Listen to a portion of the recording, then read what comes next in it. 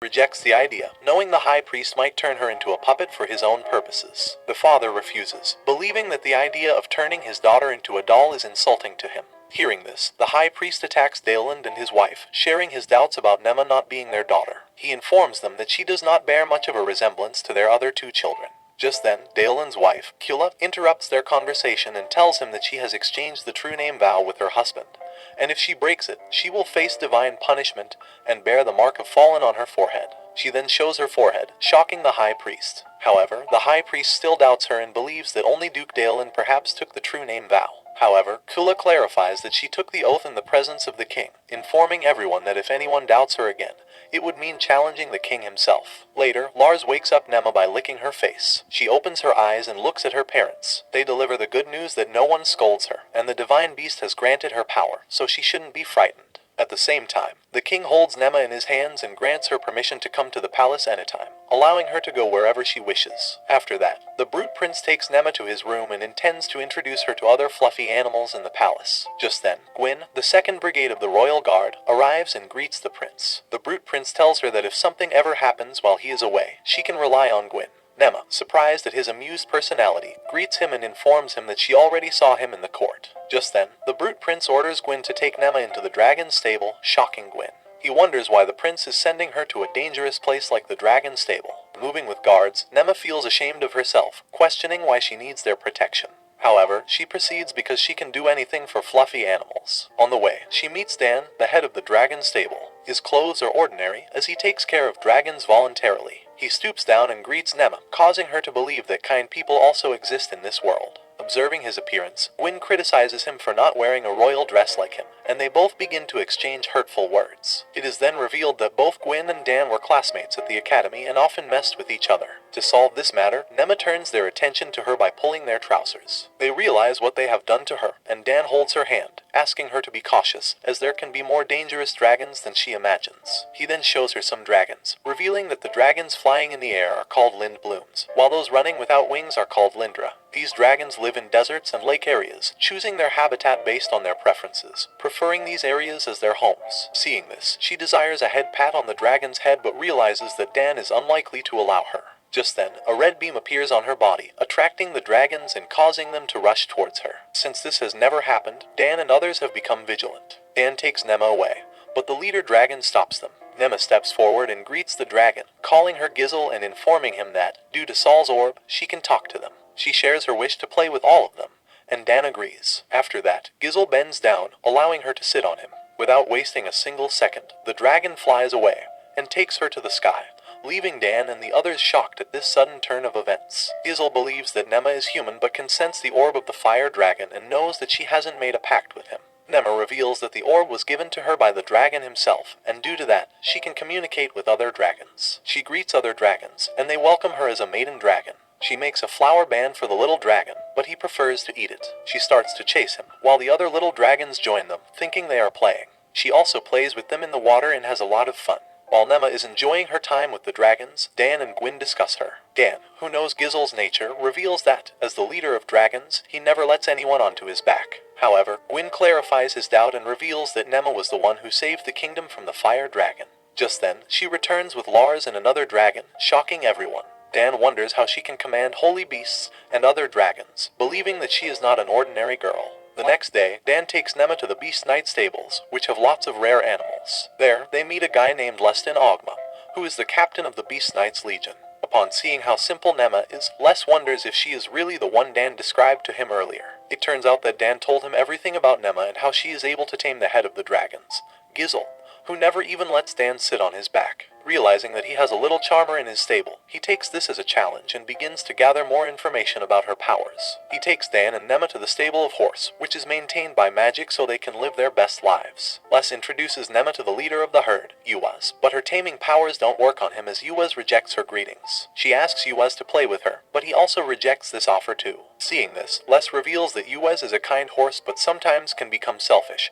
and does not listen to anyone, causing Uaz to give a sad look. Nema, after hugging Uaz, reveals that Uaz is the leader of the herd and does not like anyone he doesn't know getting close, meaning he acts purposely just to avoid humans going near to his herd. Hearing this, Les hugs Uaz and apologizes to him for not understanding his true feelings, making Nema happy too. After that, both Dan and Nema sit on a white horse named Hugh, who is a very docile horse and is perfect for inexperienced riders. They head towards the beast stables to see more animals, and Nema can't wait to pat and play with them. Upon the way, she encounters the babies of a giant burr and asks what they are doing while digging a hole in the ground. Les reveals that when they get hungry and don't have food, they dig a hole and look for bugs to eat underground. Just then, some of the babies begin chasing after them, to which Les reveals that baby giant burrs want someone to play with them, and they chase everyone they spot. And due to this, a number of beast knights get injured every year. Shocked at this, Nema yells out for help, and Yuaz, who has had enough of this, lets out a big roar, causing the giant burr babies to flee from the scene. Nema thanks Yuaz for his help, and they head towards the beast stables. Upon stopping in the nearby area, Les shows them a group of wackas, considered the fastest animals on the land and used as messengers in emergencies. Hearing the word fastest, Nema yells and wants to ride on one, but Les reveals that she needs a great deal of training to handle the wacka's speed. However, a reincarnated girl persists, causing Les to agree to her request. They sit on one of the wackas, Yoshu, and Nema feels how smooth its skin is. Les then tells her about wackas and how to handle their speed, informing her that if she grabs him too hard, he will stop on the spot. Happy at this, Nema wonders how fast he can go but tells him to go as fast as he can. Just then, Wacka charges with his speed, causing Nema to wonder what's going on as she cannot breathe. Seeing this, Les believes that if this goes on, she might end up being unconscious. So, he activates a protective spell and casts it on her, causing Nema to experience the speed of the Wacka. Upon reaching their destination, Nema states that she will not ride on Wackas again, but Les informs her that this was about 50% of its top speed. Seeing Nema's condition, Dan laughs at her, causing her to argue with him. Suddenly, a Greyhawk arrives and sits on Les's hand, who reveals that they use them to exchange letters. The Greyhawk gives him a letter, and upon reading it, Les reveals that one of his subordinates has caused some trouble in the stable, so they need to head back immediately. However, our reincarnated girl, who wants to play with more fluffy animals, says that she is not done yet and asks Dan to go to the dragon stables. Upon reaching the place, Les is told that a white moose, a rare breed in the capital, has escaped. Hearing this, Les forms a team and orders them to search for the white moose. After they leave, he thinks about the bad things happening to him so far today, including the white moose escaping, Yuaz taking a liking to Nema, and Yoshu, one of the wackas, obediently obeying her orders. However, his bad day becomes even worse as Nema returns with Lars while riding on the back of a white moose. When asked how she tamed it, she reveals that she was returning home after visiting Gizel and found it on the way. Hearing this, Les can't believe that she was able to tame the white moose as well but asks her to contact him if this kind of situation happens again, to which she happily agrees. Just then, Les believes that Nema must have the power to be loved by any kind of animals, but feels jealous as he wanted this power for himself since he also adores animals too. The next day is our reincarnated girl's birthday. Her parents wish her on her birthday and want to grant one wish of hers, to which Nema reveals that she wants to go to the city. Hearing this, her father, Daleland, first disagrees, saying how dangerous it is for her to go alone.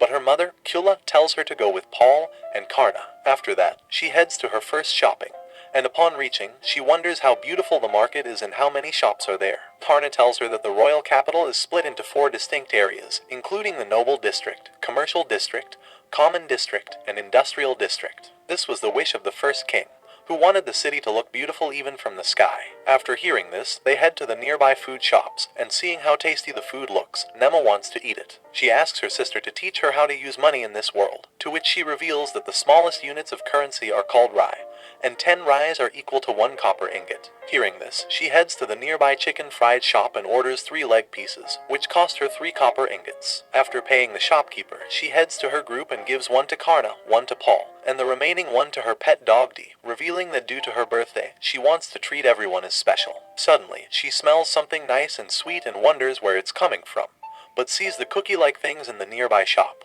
When asked about them, Paul reveals that they are pepe, and when they fry the boiled dough, it puffs like that. Hearing this, she runs to the shop and orders 4 pepe, revealing that she wants to give it to D2. Seeing her cute smile and look, the shop lady tells her that if she buys 20 pepe, she will add extra 4 in it with the price of a 1 copper ingot, to which our reincarnated girl happily accepts. She shows Pepe to her sister and informs her that she also bought for mother, father, and everyone at home too. Hearing this, Karna hugs her and says that she is the sweetest little sister in the world. After that, they stop at a nearby tea shop, and one of the girls sitting at the table greets her. The girl, who knows the Os family, starts making fun of Nema, revealing that she has no magic and doesn't even look like her parents, not to mention her creepy black eyes. However, our reincarnated girl's sister scolds her and tells her that her little sister is amazing, Even the royal family accepted her, and she cannot talk to a noble girl who does not even match the power of her family. After that, they head home, and Nema wonders how strong her sister is. Upon opening the door to her room, everyone is present, and they wish her a happy birthday, revealing it to be a surprise for her.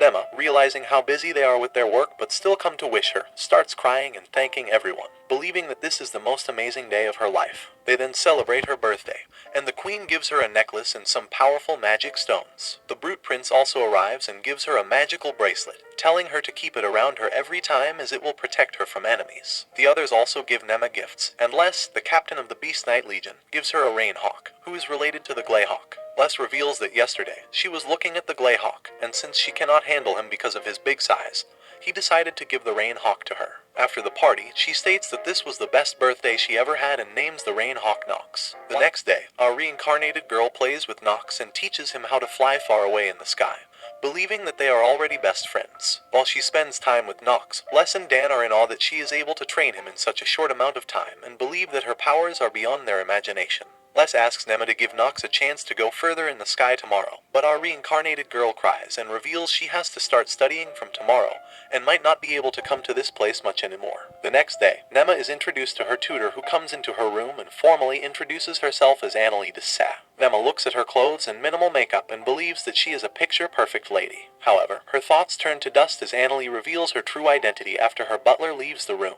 Annalie informs Nema that she needs to work on her manner of speech, revealing that she calls her mother and father Mama and Papa, which our reincarnated girl agrees with. But to her shock, Annalie hits her with the stick, causing Nema to glare at her. Seeing this, the tutor tells her that she is from a noble family, and nobles must never let their emotions show under any circumstances. Before they can go any further, the door knocks, and out comes Nema's butler, who is holding tea for the tutor. Seeing the butler, Annalie returns to her fake kind persona and informs him that they have already become good friends. After that, our cutest girl's hellish studying life starts as Annalie tortures her with sticks and tries to make her a noble lady. She even mocks her by revealing that she taught her brother and sister and they were the talented students she had in a long time, but vows to turn Nema into a proper lady too.